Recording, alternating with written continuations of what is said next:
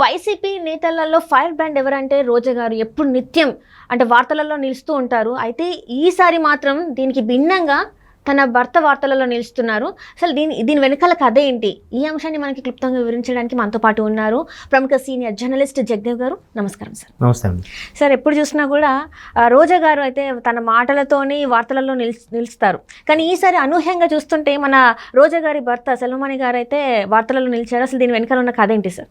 వాస్తవానికి మీరు అన్నట్టు రోజా గారు మంత్రి గారు ఆవిడెప్పుడు అంటే ప్రభుత్వం మీద ఎవరేమన్నా జగన్మోహన్ రెడ్డి గారిని ఎవరైనా చిన్న మాట అన్నా కూడా వెంటనే ఏదో ఒకటి కౌంటర్ వేసేస్తారు, మాట్లాడతారు. అలాగే ఆవిడ కూడా ప్రతి కౌంటర్ ఎదుర్కొన్నారు. చాలా అవమానకరమైన వ్యాఖ్యలు కూడా ఎదుర్కొన్నారు ఆవిడ.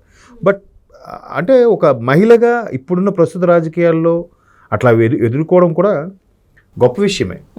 సెకండ్ అయితే వైసీపీలో అంతమంది నాయకులు, అంతమంది వ్యక్తులు ఉన్నా కూడా, లీడర్లు మంత్రులు ఉన్నప్పటికీ కూడా ఈవిడే ఎందుకు స్పందించాలి, ఈవిడ ఎందుకు ఓపెన్ అయిపోవాలి అనే యాంగిల్ ఆలోచిస్తే అవును కదా, ఈవిడ ఎందుకు మరీ ఓన్ చేసేసుకుంటున్నారు, ఈవిడ ఎందుకు మరీ ఎంతగా బయటపడిపోతున్నారు అనిపిస్తుంది.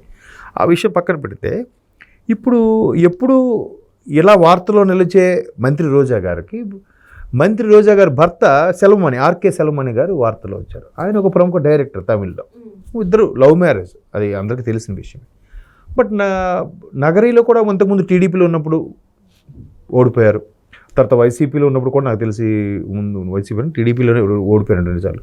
బట్ వరుసగా 2 సార్లు వైసీపీలో గెలిచారు. లాస్ట్ టైం గెలిచినప్పుడు కూడా లెగ్ అన్నారు, ఐరన్ లెగ్ అన్నారు. ఆవిడ గెలిస్తే ప్రభుత్వం రాదన్నారు. బట్ రెండోసారి కూడా ఆవిడ గెలిచింది, ప్రభుత్వం వచ్చింది. అనూహ్యంగా ఆవిడకి ఆవిడ మంత్రి పదవి ఇస్తాడన్నారు. So good. అయితే ఇప్పుడు ఆవిడ ఏదైతే చేస్తున్న వ్యాఖ్యల్లో ఆవిడకి కొంచెం ఏదైతే ప్రజా ఆదరణ ఉందో తగ్గుతూ వస్తుంది. టీడీపీ మేనియా పెరుగుతున్న నేపథ్యమో, ప్రభుత్వ వ్యతిరేకతో సంథింగ్ రీజన్స్ కానీ కొంచెం తగ్గునప్పుడు డీప్గా విశ్లేషణ చేస్తే అర్థమైంది ఏంటట, ఆవిడకి ప్రతిపక్షాలు అదే టీడీపీ జనసేన లాంటివి కన్నా స్వపక్షంలోనే విపక్షంలాగా తయారైంది. అంటే ఆవిడ కూడా ఆ మధ్యకాలంలో మీరు నమ్ముతారో లేదో, చూసారో లేదో, ఒక ఆడియో లీక్ వచ్చింది యూట్యూబ్లో. ఏంటట అది అక్కడ ఆ నియోజకవర్గంలో కానీ లేదంటే ఆ జిల్లాకు సంబంధించి ఒక కార్యక్రమం ఓపెనింగ్కి వెళ్ళేటప్పుడు ఈవిడికి పిలవకుండా అక్కడ ఉండే ఎవరైతే ఉన్నారో వాళ్ళకి మున్సిపల్ చైర్మన్ ఎవరిని పిలిచి వాళ్ళు చేశారు. సో ఆవిడ ఇదంతా ఏంటిది, గూడుపుటంలా ఉంది, కావాలని చేస్తున్నారు, నాకు పక్క పార్టీ కన్నా మన పార్టీ నుంచి భయం వేస్తుంది అన్నట్టుగా కూడా ఆవిడ ఆ ఆడియో లీక్ వింటే మీరు అర్థమవుతుంది. అట్లాగే ఇప్పుడు దాన్ని బేస్ చేసుకుని కాదు కానీ సెల్వమణి గారు అంటే మరి ఆయన ఏం ఫీల్ అయ్యారో, ఎందుకు ఎప్పుడు వార్తలో అంటే ఆవిడ ప్రొఫెషన్, ఆవిడ రాజకీయం నాకు ఎందుకులే అనుకుని ఉన్నారో కానీ ఎప్పుడు ఆవిడ తప్పు మాట పాపం ఆయన ఎప్పుడు స్పందించలేదు. బయటకు వచ్చిన మాటలు దాఖలాలు కూడా లేవు. సరే ఈసారి ఏం చెప్పారంటే మన ఆ శ్రీశైలం సంబంధించి చైర్మన్ చక్రపాణి రెడ్డి గారు, తర్వాత ఇంకా మున్సిపల్ సంబంధించిన కేజే కుమార్ అని ఎవరు ఉన్నారు, వీళ్ళకి సంబంధించి వీళ్ళు ఎదగడానికి కానీ వీళ్ళు పార్టీ పరంగా కూడా ఒక ఉన్నత స్థానం రావడానికి కానీ కంప్లీట్గా రోజా సపోర్ట్ ఇచ్చి పార్టీ అధిష్టానంతో ఫైట్ చేసి కూడా వాళ్ళకి ఆ పదవులు వచ్చేలా చేస్తే ఇప్పుడు వాళ్ళే వ్యతిరేకంగా ఉంటున్నారు. బహుశా వాళ్ళే అన్నట్టుగా కూడా ఒక అర్థం వచ్చేలా మాట్లాడాను. బహుశా వాళ్ళే మంచిగా ఉంటూనే వెనక నుంచి గోతులు తవ్వుతున్నారేమో. అక్కడ టీడీపీలో ఆయన పేరు ముదుకృష్ణనాయుడే ఎవరో ఉండేవారు.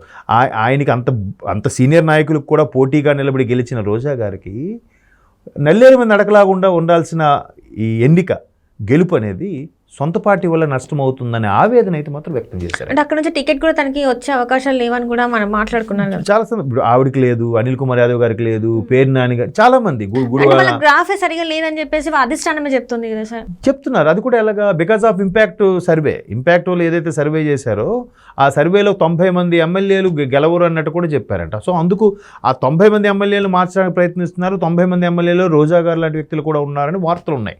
బట్ ఎక్కడ కూడా వైసీపీ పూర్తి స్థాయిలో ఇస్తానని కానీ ఇవ్వనని కానీ అలాగని లిస్టు రిలీజ్ చేయడం కానీ లేదు. ఇప్పటికి 9 లిస్టులు ఇవాళ రీసెంట్గా 9వ లిస్టు కూడా వచ్చింది కదా. ఆ 9 లిస్టులో కూడా ఏది కన్ఫర్మ్ లేదు, క్లారిటీ లేదు. మేబీ మళ్ళీ అందులో కూడా మారొచ్చు అంట. నోటిఫికేషన్ లోపు బీఫామ్స్ ఇచ్చే లోపు మళ్ళీ ఆ లిస్టు కూడా మారొచ్చు అని కూడా కొంతమంది చెప్తున్నారు. అది చెప్పలేం. కాకపోతే ఆవిడ ఉన్నంత వరకు ఈ పార్టీలోనే నేను అన్నట్టుగా ఉన్నారు. ఇంకోటి, ఒకవేళ ఆవిడ వేరే పార్టీకి వెళ్ళే ఆప్షన్ లేదు. ప్రతిపక్షాల మీద బేభత్సంగా ఏ మాట వస్తే ఆ మాట మాట్లాడినప్పుడు ఏ ముఖం పెట్టుకుని వెళ్తారు? వెళ్ళలేరు కదా. గెలితే కాంగ్రెస్ వైపు వెళ్ళాలి. ఇప్పుడు కాంగ్రెస్ వైపు వెళ్ళడానికి కూడా లేదు. షర్మిలా గారు కూడా వదలలేదు. అవును, చంద్రబాబు నాయుడు గారిని అంటే ఇంక నోటుకు వచ్చినట్టు అన్నారు, పవన్ కళ్యాణ్ గారిని కూడా నోటుకు వచ్చినట్టు అన్నారు. మరి ఎవరి డేట్లోకి వెళ్తారు? ఇక్కడ తప్ప ఇంకా వేరే ఆప్షన్ లేదు. అయితే ఇండిపెండెంట్ పోటీ చేయాలి, లేదా నాకెందుకు బాబు నమస్కారం అని చెప్పి ఇంట్లో కూర్చోవాలి, లేదా ఆవిడ ప్రొఫెషన్ ఏదన్నా ఆవిడ చేసుకోవాలి.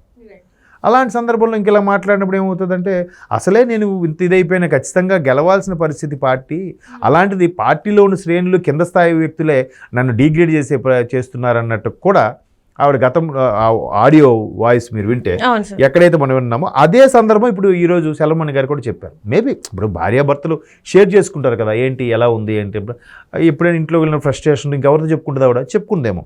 బట్ ఆయన ఎప్పుడూ లేదు. మేబీ ఆవిడ బాగా డీప్గా ఫీల్ అయ్యారేమో. అతను తెర మీదకి వచ్చి కామెంట్స్ చేశారు. చేస్తూనే క్లైమాక్స్ లాస్ట్ ఒక డైలాగ్ కూడా అన్నారు ఆవిడ. అతను ఎంత దేనికైనా దేవుడు ఉన్నాడు, దేవుడు చూసుకుంటాడు, మేము ఎవరికి అన్యాయం చేశామో లేదా అనేది. ఆమె అసలు ప్రజాప్రతినిధి అవుతుందో లేదో అనుకున్నాను, ఎమ్మెల్యే అయింది. ఆవిడ వస్తే పెద్ద ఐరన్ లెగ్ అన్నారు, బట్ ఆవిడ వచ్చాక ముఖ్యమంత్రి అయ్యారు. ఆవిడ మంత్రి ఆవిడకి ఎవరు ఇస్తారులే అన్నారు. తర్వాత ముందు ఏపీఐసి చైర్మన్ ఏదో ఇచ్చారు, కానీ మంత్రి ఈవిడికి ఎవరు ఇస్తారు ఎవరు అన్నారు. బట్ ఆవిడ మంత్రి కూడా అయ్యింది. ప్రభుత్వం మీద కానీ జగన్మోహన్ రెడ్డి గారి మీద కానీ ముఖ్యమంత్రి మీద కానీ ఎవరైనా ఒక మాట అన్నా కూడా ఫస్ట్ ఒక సెల్లాగా ఫస్ట్ ఈవిడే ఒక అడ్డుగోడలాగా నిలబడిపోయి మాట్లాడతారు. అటువంటిది మీరు కింద స్థాయి వ్యక్తులు మీరు ఇచ్చే ప్రాధాన్యత ఇదా అన్నట్టుగా ఆయన చాలా సందర్భాల్లో వాపోయారు. సో అంటే ఎవరికైనా పెయిన్ ఉంటుంది కదా. ఇప్పుడు ఆవిడొక్కరే బ్యాడ్ అయిపోయారు. అలా బ్యాడ్ అయిపోయారంటే పోనీ ఆవిడకైనా ప్రయోజనం ఉంటుందా? ఇప్పుడు జనరల్గా వీళ్ళందరూ వ్యాఖ్యలు చేసేది ఏంటంటే జగన్మోహన్ రెడ్డి గారు దృష్టి మా మీద పడాలి, లేదా జగన్మోహన్ రెడ్డి గారు మమ్మల్ని మెచ్చుకోవాలి, జగన్మోహన్ రెడ్డి గారు మనకి ఏమైనా మెడల్స్ ఇచ్చేయాలని అనుకుంటారు వీళ్ళందరూ. అలాగనుకునే కామెంట్స్ చేస్తారు. బట్ అందరికీ అది లేదు. ఇప్పుడు 151 మంది ఎమ్మెల్యేలు ఇంక్లూడింగ్ జగన్మోహన్ రెడ్డి గారితో ఆయన తీసేస్తే 150 మంది ఎమ్మెల్యేల్లో ఒక 10 మందేగా మాట్లాడుతుంది. మిగతా 140 మంది ఏమయ్యారు? ఎవరైనా మాట్లాడుతున్నారా? ఈవిడ, అనిల్ కుమార్ గారు, ఆ తర్వాత గుడివాడ అమర్నాథ్ గారు, పేరు నాని గారు, కొడాల నాని గారు, అర్థం కొద్దిమందే. వంశీ అంటే ఇప్పుడు వదిలేడు, ఆయన ఇంకా టీడీపీ దీనికి వచ్చారు. ఇంకా కొద్దిమందే మాట్లాడుతున్నారు కదమ్మా.